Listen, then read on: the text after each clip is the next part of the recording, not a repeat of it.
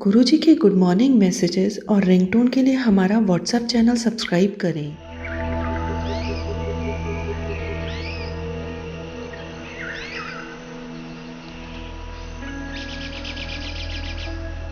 एक समय श्री गुरु नानक देव जी भाई बाला और भाई मर्दाना जी के साथ अखंड पर्वत पर जा पहुंचे। वहां पहुंचकर वह ध्यान में लीन हो गए और अंतर ध्यान होकर काफी दूर पहुंच गए।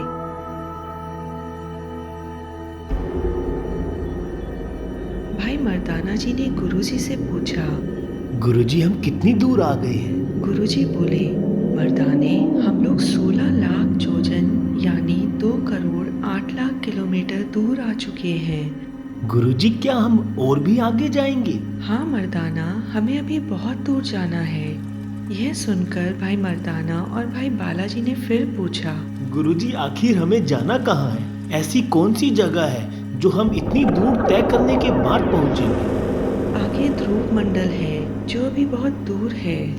इतना कहकर गुरुजी भाई मर्दाना और भाई बाला सहित अंतर्ध्यान होकर पर्वत पर पहुंच गए।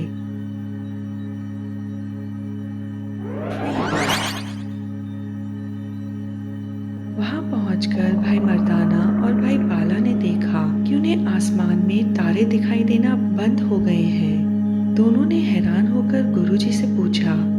गुरुजी, यह हम कहाँ पर आ गए हैं? यहाँ तो तारे भी नहीं दिखाई देते। गुरुजी बोले, तुम दोनों अपने नीचे की ओर देखो, क्या अब तुम्हें तारे नजर आ रहे हैं?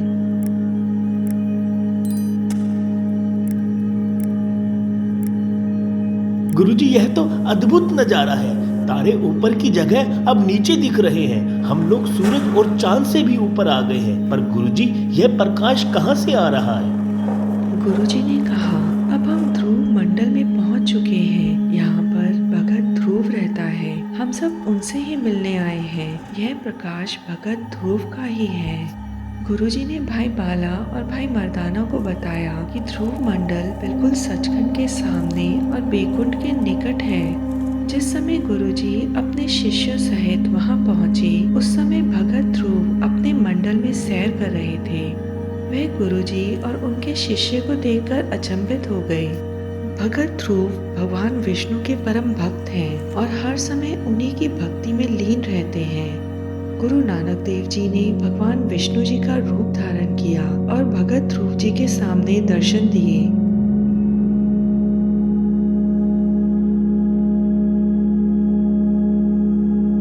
जब भगत ध्रुव जी ने उन्हें विष्णु रूप में देखा तो वह बहुत प्रसन्न हुए और उन्हें प्रणाम किया, उनके चरण छुए और कहा, अहो भाग्य, जो आपके दर्शनों का सौभाग्य प्राप्त हुआ। उसी समय गुरुजी अपने रूप में वापस आ गए।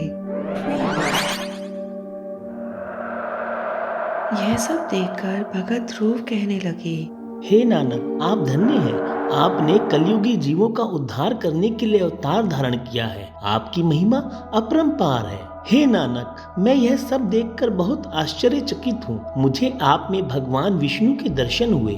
इसका अर्थ यह है कि आप और भगवान विष्णु में कोई भेद नहीं है। मैं पहले आपको और विष्णु भगवान को दो रूप जानता था, परंतु अब मेरे मन के कपाट खुल गए हैं और अब मैं दोनों को एक ही रूप जानने और मानने लगा हूँ। आप धन्य हैं।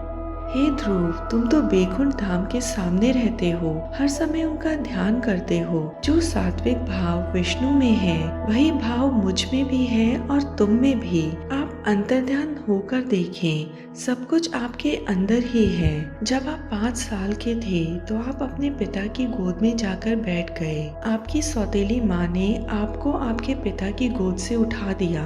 फिर आप रोते हुए अपनी माता जी के पास आए और उन्हें सारी बात बताई। आपकी माता ने आपसे कहा, अगर गोद में ही बैठना है तो भगवान विष्णु जी की गोद में बैठो। अपनी माँ की बात सुनकर आप विष्णु भगवान की भक्ति करने जंगल की ओर चल दिए, जहाँ आपकी मुलाकात नारद मुनि से हुई।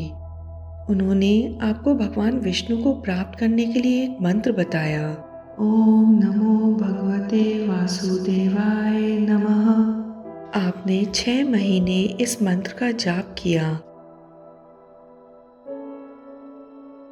और 6 महीने पश्चात आपको भगवान विष्णु जी के दर्शन प्राप्त हुए।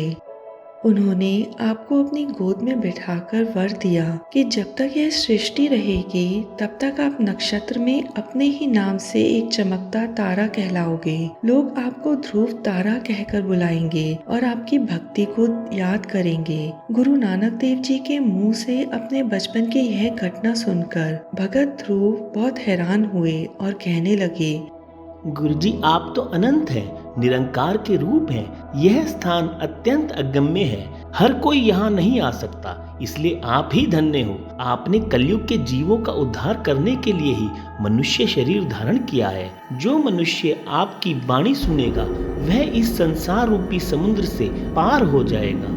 यह सुनकर गुरुजी ने कहा, अब हम सचखंड को जाएंगे और कलयुग की सारी वार्तालाप निरंकार को बताकर वापस धरती को लौटेंगे।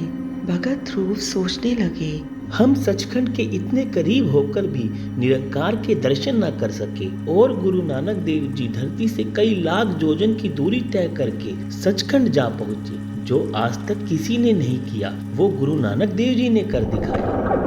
इसके पश्चात गुरुजी ने भगत ध्रुव से विदा ली और उस स्थान पर जा पहुँचे जहाँ महान प्रकाश है और प्रकाश रूपी सिंहासन पर निरंकार स्वयं विराजमान थे। जहाँ देवी देवता अपने हाथ जोड़े आज्ञा की प्रतीक्षा में खड़े थे। वह प्रकाश लाखों ही चंद्रमाओं के प्रकाश से परम सुखदायक शीतल प्रकाश था। गुरुजी ने निरंकार के आगे पहुंचकर सच्चे प्रकाश की ज्योत को प्रणाम किया। निरंकार ने गुरुजी से कहा, आओ नानक, तुम तो सदैव मुझ में मिले हो। तुम में और मुझ में कोई अंतर नहीं है। तुम्हें सत्य का नाम जपने के लिए संसार में भेजा गया था। गुरुजी ने कहा, हे सर्वज्ञ, जहाँ आपकी आज्ञा थी वहाँ सत्य नाम का प्रकाश मैंने किया।